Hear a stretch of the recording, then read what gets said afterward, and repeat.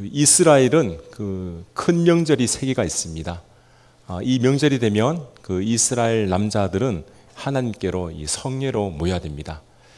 3대 명절이 뭔가 하면 유월절, 칠칠절, 마지막은 초막절입니다. 유월절은 이스라엘 백성들이 구원받은 날이에요. 유월절 어린 양을 잡아서 그 고기를 먹고 그 피를 가지고 지방, 문설주와 임방의 바로몰에 인해서 이 죽음의 사자가 건너갔기 때문에 죽음에서 생명으로 옮겨진 날이 바로 유월절입니다. 유월절이 지나면 바로 이 무교절이 시작이 되는데, 이스라엘 백성들은 이 무교절 한 주간은 누룩이 없는 빵을 먹고 지나야 됩니다. 그래서 이 빵의 이름을 지난주에 이 고난의 빵이라 말씀을 드렸습니다. 이 무교절이 끝나면 바로 그 이후에 이제 안식일을 7번 지내고 나서 드리는 절기가 있는데, 그 절기가 바로 칠칠절입니다. 그 안식일은 한 주의 가장 마지막 날이잖아요. 7일, 7일에다가 그 안식일을 7번 지나야 되니까 77, 49일이 되는 거죠. 77절이 됩니다. 그리고 나서 그 다음 날, 이 50일째 되는 날에 그 절기를 지켜야 하기 때문에 이 날을 다른 말로 오순절이라고 이렇게 말을 합니다. 또 다른 말이 있습니다. 하나님께서 이 절기를 맥추의 초실절이라고 해서 이 날을 맥추절이라고 부릅니다.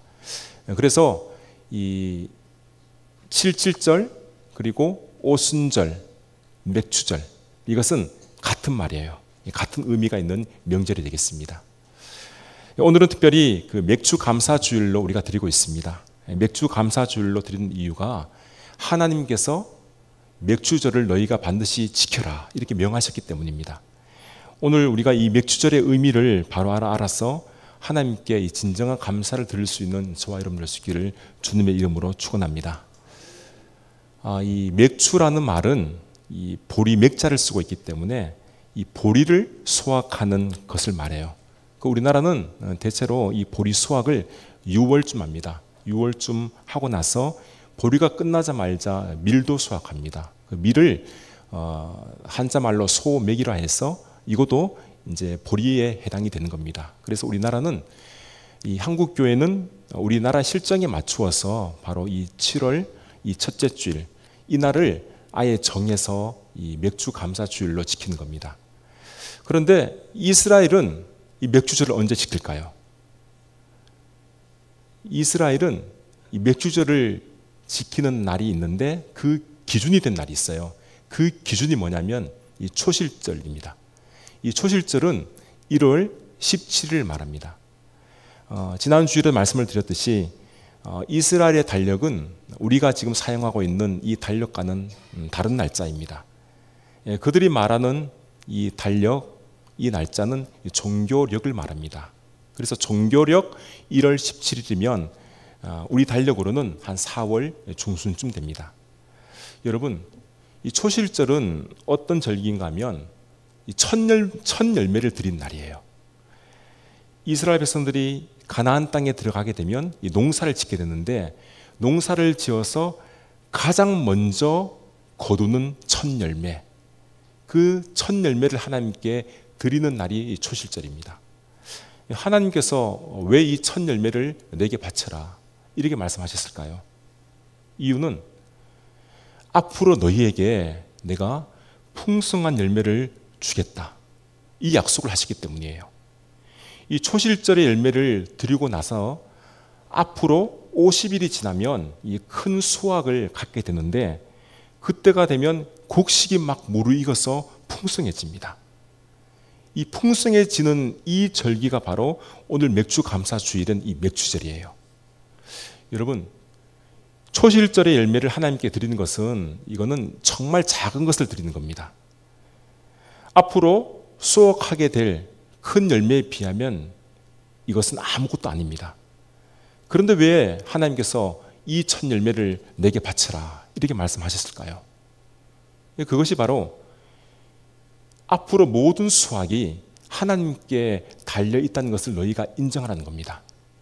비록 지금은 작은 것을 너희가 드리지만 앞으로 하나님께서 100배, 1000배, 10,000배 큰 수확을 너희에게 주겠다. 이것을 너희가 믿음으로 보란 이야기입니다. 이스라엘 백성들은 이 첫 열매를 하나님께 드리기 전까지는 그 해에 나는 소산을 먹지 않았습니다. 작년 거, 묵은 것을 먹었습니다. 왜냐하면 하나님께 먼저 드리는 것이 이것이 가장 중요하기 때문입니다. 여러분, 우리가 하나님께 이 첫 것, 이 첫 열매를 드리는 것은 정말 중요합니다. 시골에 가면 신실하신 분들이 있는데 이분들은 땀 흘려 수고하며 농사를 짓고 있습니다. 그래서 그의 처음 난 것들을 하나님께 가져옵니다.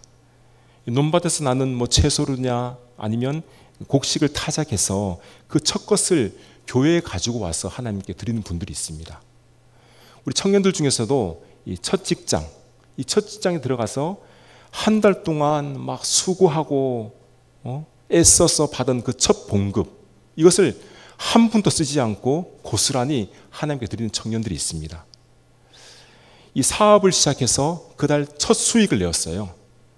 첫 수익을 남겼는데 이것을 또 온전히 드리는 하나님께 드리는 분들이 있습니다. 여러분, 왜 그들이 이렇게 하는 것일까요? 그것은 하나님께서 앞으로 나에게 더 풍성하게 채워주신다는 그 사실을 믿기 때문이에요. 하나님께서 모든 것을 주관한다는 사실을 그가 인정하기 때문입니다. 내가 비록 지금은 작은 것을 드리지만 하나님께서는 내 삶의 모든 것을, 전적으로 나의 모든 것을 채워주신다라는 그 확신이 있기 때문에, 그것을 믿기 때문에 이 첫 열매를 하나님께 드리는 것입니다. 실제로 저는 이 첫 열매를 드린 분들이 지금까지 굶주리거나 살기가 어려워하는 모습을 본 적이 없습니다. 여러분, 하나님께 초실절에 첫 열매를 드리는 것은 정말 중요한 것입니다.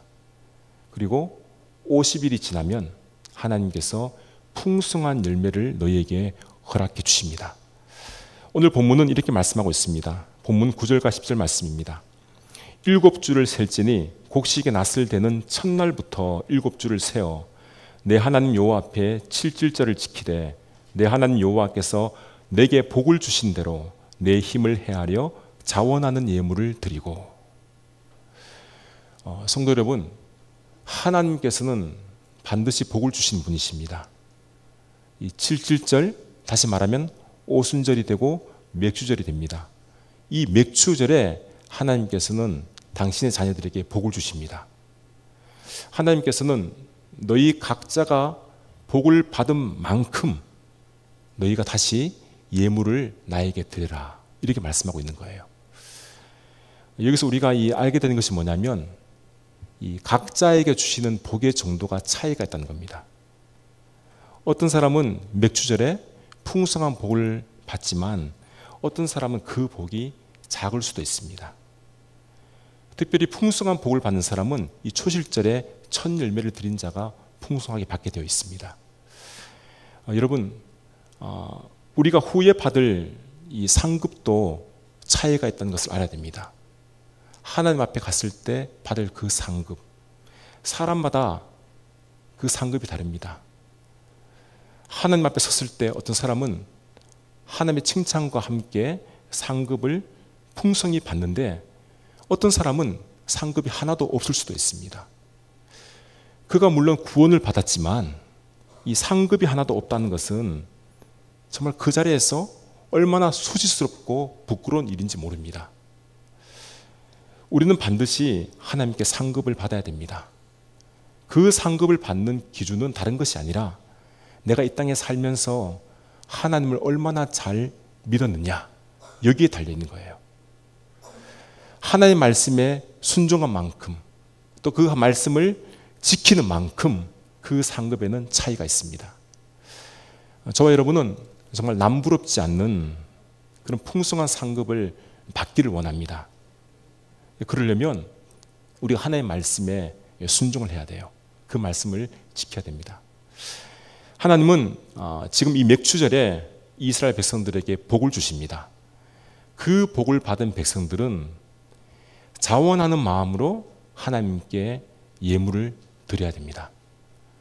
이 자원하는 마음이라는 것은 내가 원해서 하는 마음이에요. 자발적으로. 또한 내 마음에서 우러나오는 대로. 이것이 바로 자원하는 마음이에요. 여러분, 우리가 하나님께 예물을 드리는 이 기준이 어디에 있냐면 바로 여기에 있는 겁니다. 오늘 예물에 대한 이야기가 나오니까 제가 헌금에 대해서 말씀을 한번 드리겠습니다. 여러분, 우리가 오늘날 이 헌금의 원리가 뭐냐면 기뻐하고 즐거워내는 것이 원리입니다. 하나님께 드릴 때는 기쁜 마음으로, 즐거운 마음으로 드려야 됩니다. 하나님은 기뻐내는 자를, 또 즐겨내는 자를 사랑하십니다. 고린도후서 9장 6절과 7절에 이렇게 말씀합니다. 이것이 곧 적게 심는 자는 적게 거두고 많이 심는 자는 많이 거둔다 하는 말이로다. 각각 그 마음에 정한 대로 할 것이요 인색함으로나 억지로 하지 말지니 하나님은 즐겨내는 자를 사랑하시느니라. 이 구약 시대에 하나님께서 이스라엘 백성들에게 복을 주실 때도 각자마다 복의 정도가 달랐던 것처럼 오늘날 또 하나님 우리에게 복을 주실 때 그 정도가 다릅니다. 적게 심는 자는 적게 거두는 것이고 많이 심는 자는 많이 거두게 됩니다. 다시 말하면 하나님께 많은 것을 드리는 자는 많은 복을 받는 것이고 적게 드린 자는 적은 복을 받는다는 그 이야기입니다. 그런데 여기서 가장 중요한 것이 뭐냐면 이 드릴 때 마음이에요. 드릴 때 마음. 인색함으로 드리면 안 됩니다. 또한 억지로 드리면 안 된다는 것입니다. 인색함이란 말은 아까워하는 거예요. 아까워요. 하나님께 드리는 게 아까워요. 이게 인색함이에요.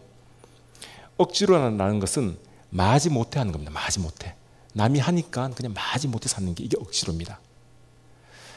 아무리 하나님께 많은 헌금을 드렸다 할지라도 그 마음에 아까워하거나 또한 마지 못해 드리는 것은 하나님께서 받질 않습니다.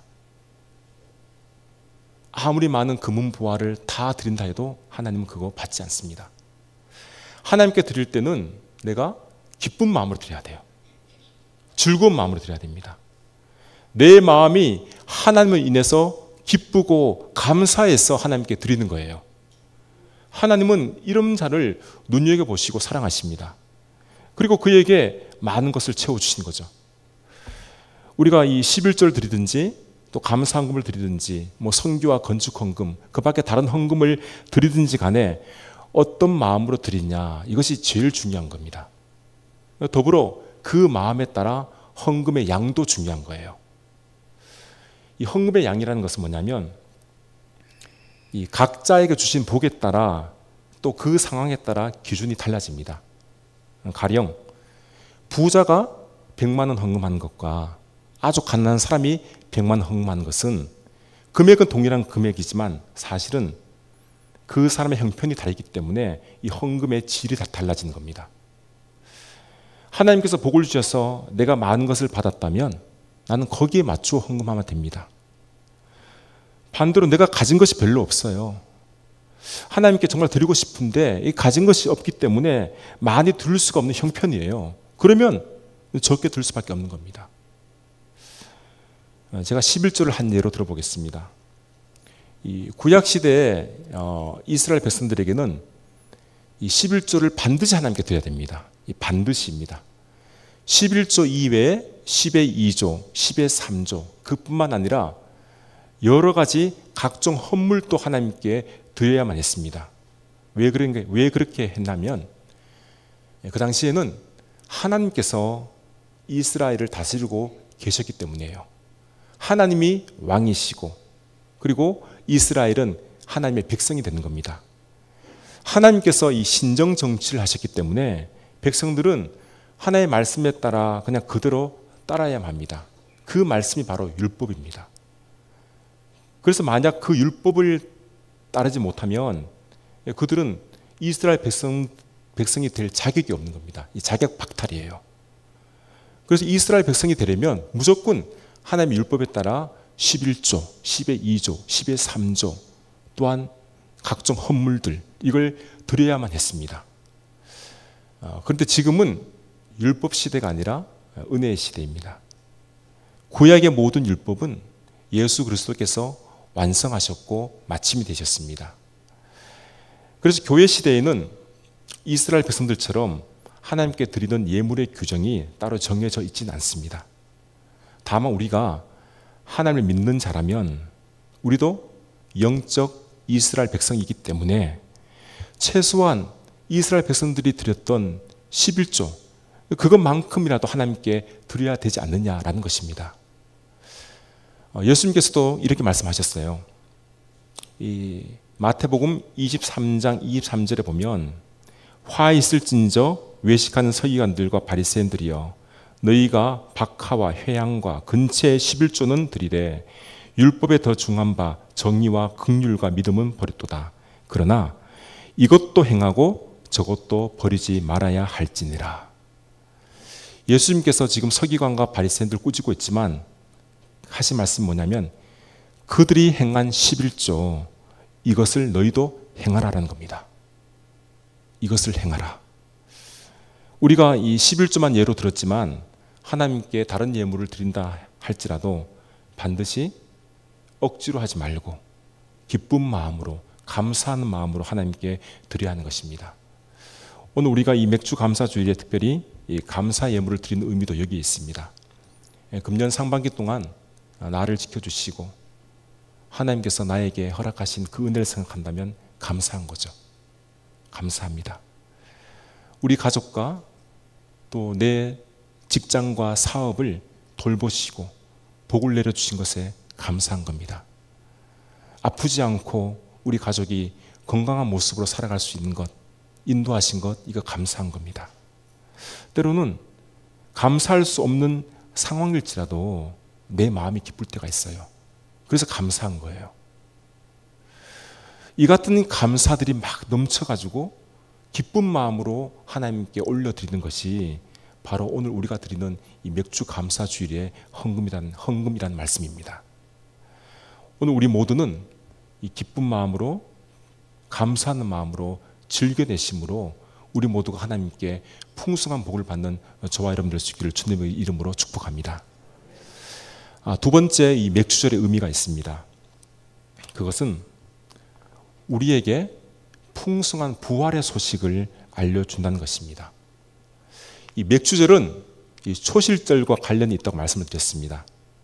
이 초실절의 명절은 첫 열매를 하나님께 드리는 것인데 이 첫 열매가 눈에 보기에는 이 곡식의 첫 열매예요. 곡식의 첫 단이지만 이 열매는 바로 예수님께서 부활의 첫 열매가 되셨다는 것을 말씀하는 겁니다. 예수님은 부활의 첫 열매이십니다. 예수님께서 부활의 첫 열매가 되셨기 때문에 우리도 예수님의 뒤를 이어서 부활하게 된다는 사실을 믿을 수 있는 거예요. 그 부활이 풍성하게 되는 날이 언제인가 하면 바로 맥주절이라는 이야기예요. 맥주절. 이 맥주절을 다른 말로 오순절이라고 말합니다. 오순절은 신약시대에 성령의 하나님께서 강림하신 날입니다. 마가의 다락방에서 120명의 제자들이 모여서 기도할 때 아주 급한 바람과 함께 하늘에서 불이 혀같이 갈라져서 그 제자들에게 임하였습니다. 성령께서 임재하셨습니다. 성령의 하나님은 그때로부터 교회 시대를 이끌어 가시는 것입니다. 예수님께서 부활하신 이후에 성령님은 정확히 50일이 지나서 오셨습니다. 하나님의 계획에는 이 부활의 프로그램이 있어요. 부활하게 될 때 그 순서가 있는데 먼저는 첫 열매이신 예수 그리스도께서 부활하시고 두 번째는 그리스도 안에 있는 자, 예수님을 믿고 죽은 자들이 부활하게 됩니다. 그리고 나서 죽지 않는 자들이 새로운 몸으로 변화하게 되는 것이죠.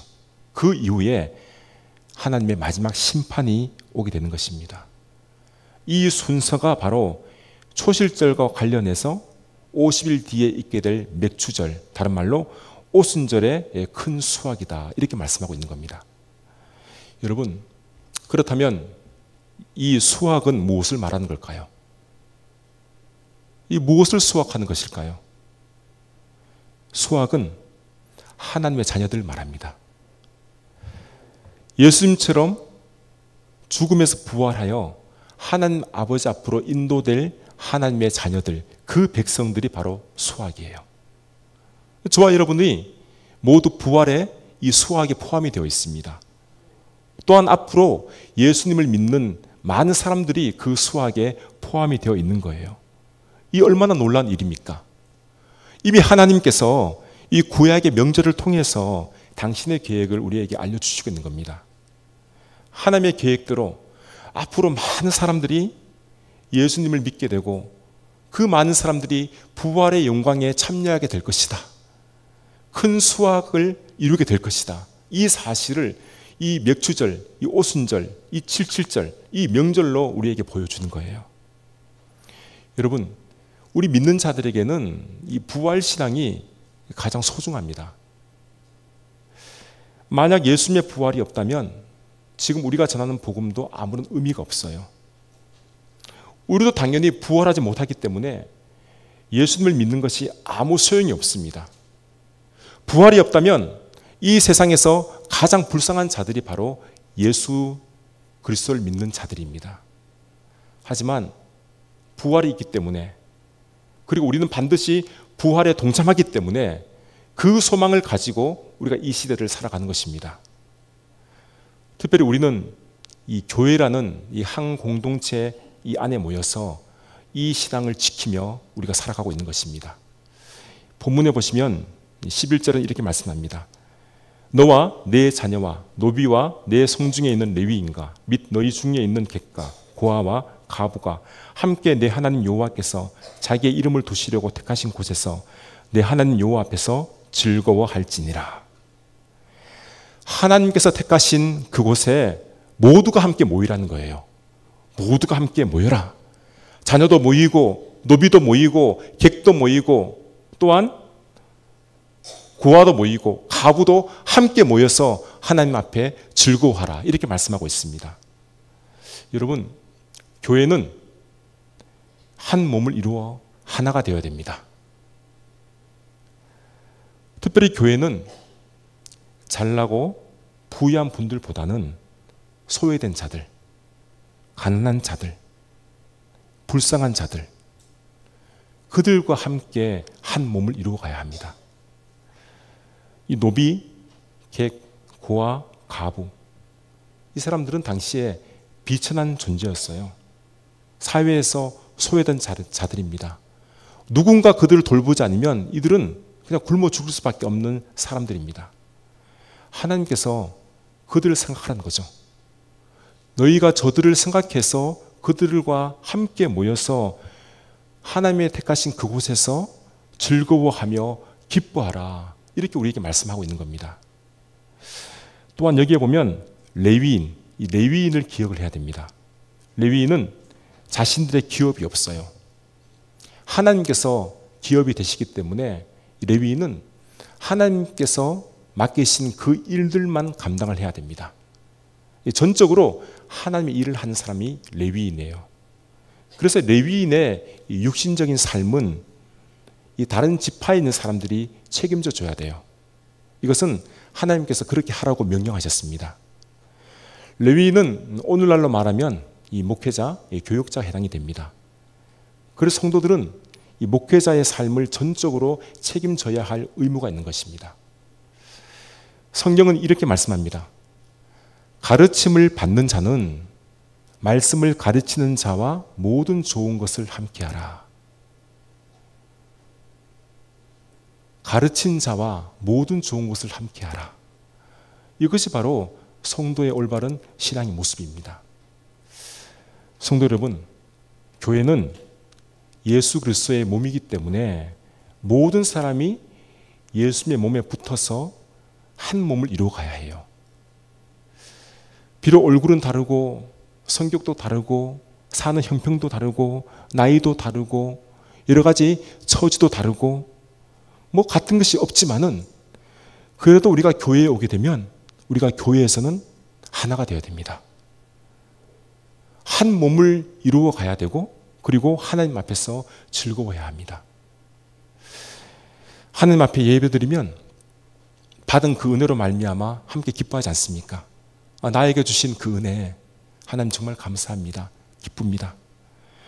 또 오늘처럼 이 식탁의 교제를 나눌 때 서로 기뻐하면서 우리가 즐거워하지 않습니까? 구역 모임할 때도 우리가 서로 행복한 시간을 맛보게 되는 겁니다. 서로 기쁜 마음으로 또 인사하며 안부를 묻습니다. 오늘 주일 이날에 살아계신 하나님을 내가 경험하게 되는 그런 귀한 체험을 우리가 하기 때문에 정말 우리는 기쁜 겁니다. 여러분, 이런 모습이 주님의 몸된 교회가 하나 된 모습이 아니겠습니까?